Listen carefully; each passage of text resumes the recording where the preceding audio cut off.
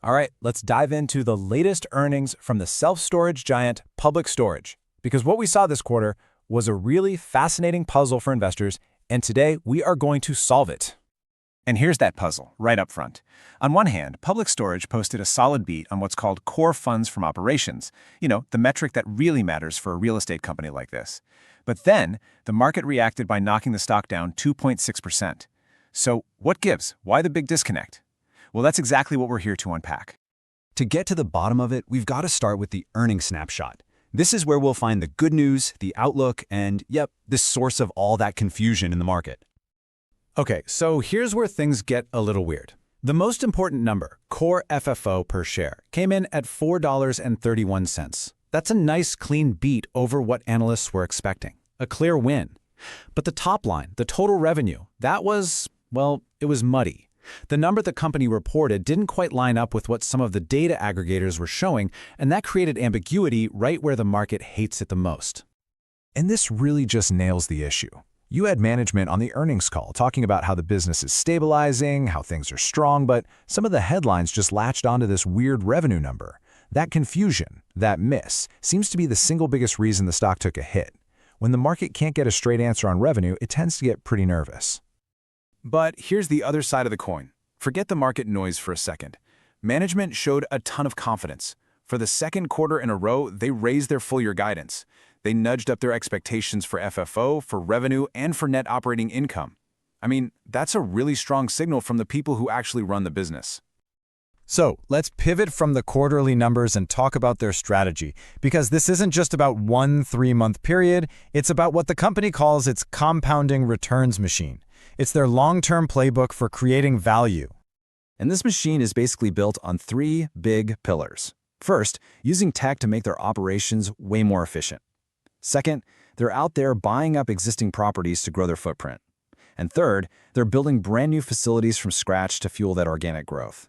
And that first pillar, technology, is already paying off in a huge way.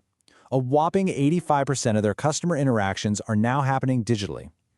I mean, think about that. This is an industry all about physical brick-and-mortar buildings.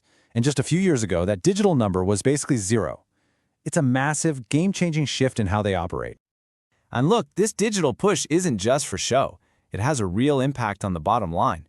By using AI and rethinking how they staff their locations, they've managed to cut their labor hours by over 30%.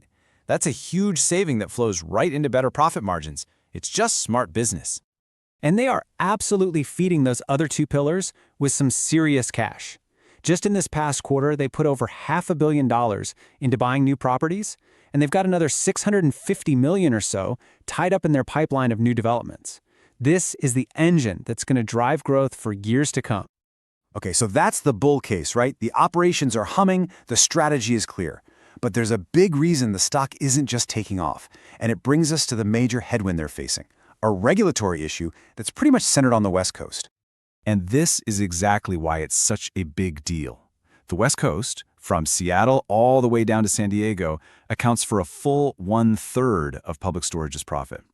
So, when you have a problem in a region that's generating that much of your income, Wall Street definitely pays attention. So what is the problem exactly? Well, it boils down to these things called emergency price caps, especially in Los Angeles. These are basically temporary government rules tied to a state of emergency that are stopping the company from raising rental rates on its current customers there. And the timing here is absolutely critical. Management said flat out on their call that they expect this headwind to hit even harder in the 4th quarter.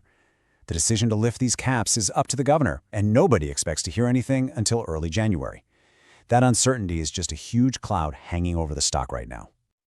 So let's tie all of this together. Let's look ahead to the next earnings call, blend the company's strong execution with these outside risks, and give you our final rating.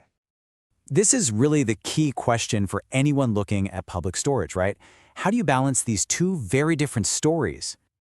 Well, our scorecard lays it out pretty clearly. Operationally, this company is strong and getting even more efficient. That's stable. Their growth engine, through buying and building, is fired up and looks positive. But that one key headwind, even though it's just in one area, brings a massive dose of uncertainty to the whole picture. So, based on all that, here's our prediction for Q4. We think their core FFO will stay solid, probably coming in right around what analysts expect, thanks to all that efficiency they've built in. But we think top-line revenue growth is going to be pretty quiet, as the full effect of those LA price caps really starts to bite. And what about the stock itself? We expect it to be pretty much range-bound for a while. It's really hard to see a big move up until the market gets a final answer on those California price caps.